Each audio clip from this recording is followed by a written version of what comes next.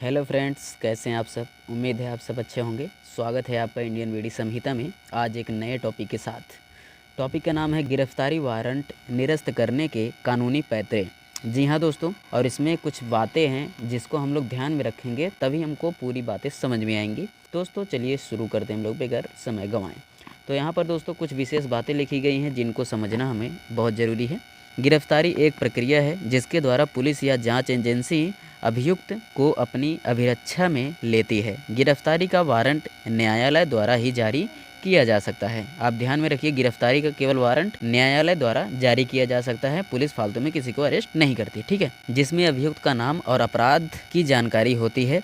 गिरफ्तारी वारंट दो प्रकार के होते हैं। जी हाँ दोस्तों, आप इसको ध्यान में रखिए। गिरफ्तारी जो वारंट होते हैं ये दो प्रकार के होते हैं। पहला है जमानती वारंट और दूसरा गैर जमानती वारंट, यानी इसमें जमानत नहीं मिलता है दूसरे नंबर पर, ठीक है। और क्या लिखा गया है, यदि जारी हुआ वारंट जमानती है तो डरने की कोई ज़रूरत नहीं है, ठीक है। क्योंकि जमानती वारंट के आधार पर पुलिस किसी को गिरफ्तार नहीं कर सकती है, ठीक है भाई।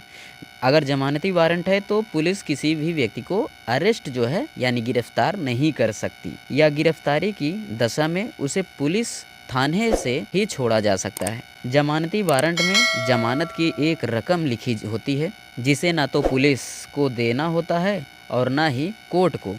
उस रकम का अर्थ केवल इतना है कि वारंट में दी गई तारीख को हस्ताक्षर करने वाला व्यक्ति कोर्ट में उपस्थित होगा, नहीं तो कोर्ट द्वारा जमानत की राशि जब्त की जाएगी।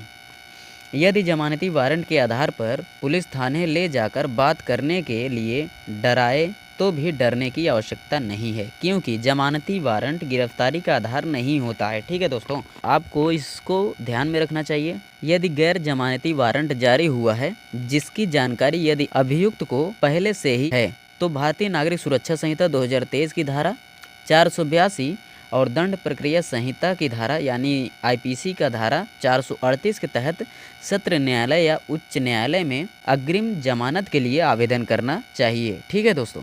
और यदि कोर्ट ने कंप्लेन केस में वारंट जारी किया है तो जिसके नाम पर वारंट जारी हुआ है उसके पास तीन रास्ते हैं, जैसा कि पहला है धारा 438 के तहत अग्रिम जमानत के लिए सत्र न्यायालय या उच्च न्यायालय में आवेदन करें, और दूसरे नंबर पर धारा 397 या धारा 401 में रिवीजन पिटीशन लगाए, और तीसरे नंबर पर जो है धारा 482 या अनुच्छेद 256 के तहत सीधे उच्च न्यायालय में आवेदन करें। तो दोस्तों उम्मीद है आपको सारी बातें समझ में आई होंगी। गिरफ्तारी वारंट निरस्त करने के कानूनी पैंतरे। तो दोस्तों अगर आपको किसी भी प्रकार का अगर डाउट हो रहा हो तो दोस्तों आप कमेंट करके ज़रूर पूछिएगा। मैं आपके प्रश्न का आंसर देने का ज़रूर प्रयास करूँगा। अगर आप अभी तक इस चैनल से नए हों तो दोस्तों इस चैनल को सब्सक्राइब करके बेल आइकन को प्रेस करके रखिए ताकि हर एक ऐसी वीडियो आपके पास जल्द से जल्द पहुंचित रहे। तो दोस्तों आज के लिए बस इतना ही। नमस्कार, जय हिंद।